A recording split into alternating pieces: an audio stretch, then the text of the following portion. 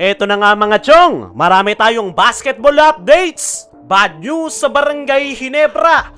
Justin Brownlee, positive. Masususpinde na naman. Hindi pa nga tapos ang pagluluksa ng Barangay Ginebra matapos silang kapusin sa nakalipas na Game 7 Finals kontra TNT Tropang Giga, ay meron pang ang bad news para sa most popular team na Barangay Ginebra dahil sa inilabas nga na bomba ng Spin.ph kagabi ay nag-positive na naman daw si Justin Brownlee sa Carboxy THC na na-detect sa kanya noong mga nakaraan. Nasuspindi nga si Brownlee ng 3 buwan na dahilan kung bakit hindi siya nakapaglaro sa Barangay Ginebra ng isang conference. At mukhang masususpindi na naman si Justin Brownlee sa pangalawang pagkakataon dahil ayon sa source ng Spin.ph ay after finals noong ma-detect ang Carboxy THC sa katawan ni Justin Brownlee. At dahil nga sa balita na yan ay naglabasan na naman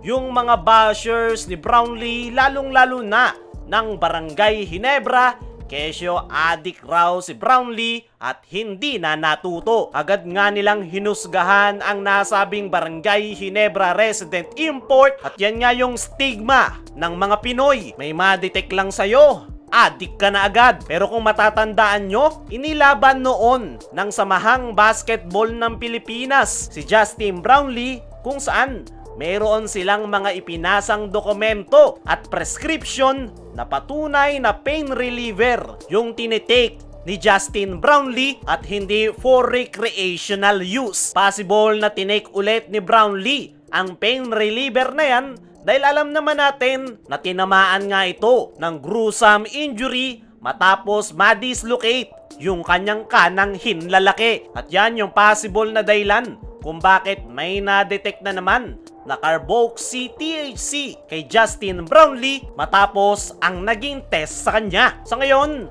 ay wala pang official statement ang Barangay Ginebra Management patungkol sa insidente na yan kay Justin Brownlee. Wala ring linaw sa ngayon kung gaano kahaba yung magiging suspension ni Brownlee sa pangalawang pagkakataon. Malaking araw yung chance na 3 months lang ulit yung magiging suspension ni Brownlee, pero possible raw na mas magiging mahaba yung suspension dahil second offense na yan ng nasabing Ginebra resident import. At isang malaking problema yan para sa Barangay Ginebra dahil si Brownlee pa rin talaga yung gusto nilang maging import sa mga susunod na import conference. Sakaling 3 months lang yung suspension ni Brownlee ay walang masasagasaan sa schedule ng Gilas at Barangay Ginebra. Pero kapag tumagal yan ng at least 4 months ay malaking problema sa Gilas at para sa kupunan ni Coach Tim Cone na Barangay Ginebra. Pero panigurado, alam ng Barangay Ginebra Management kung ano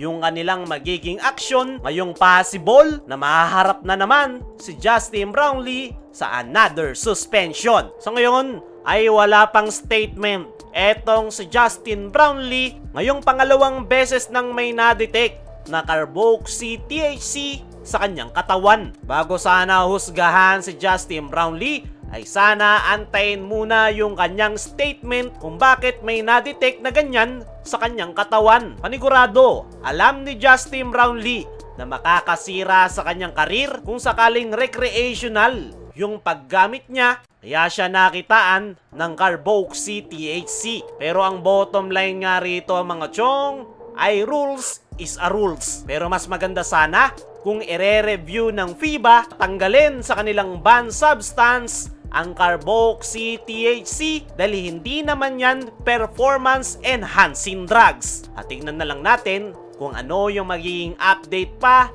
patungkol sa issue na yan ni Justin Brownlee. Kaya mga chong, ano ang masasabi nyo ngayong possible na masususpindi na naman si Justin Brownlee? I-comment mo lang dyan sa ibaba.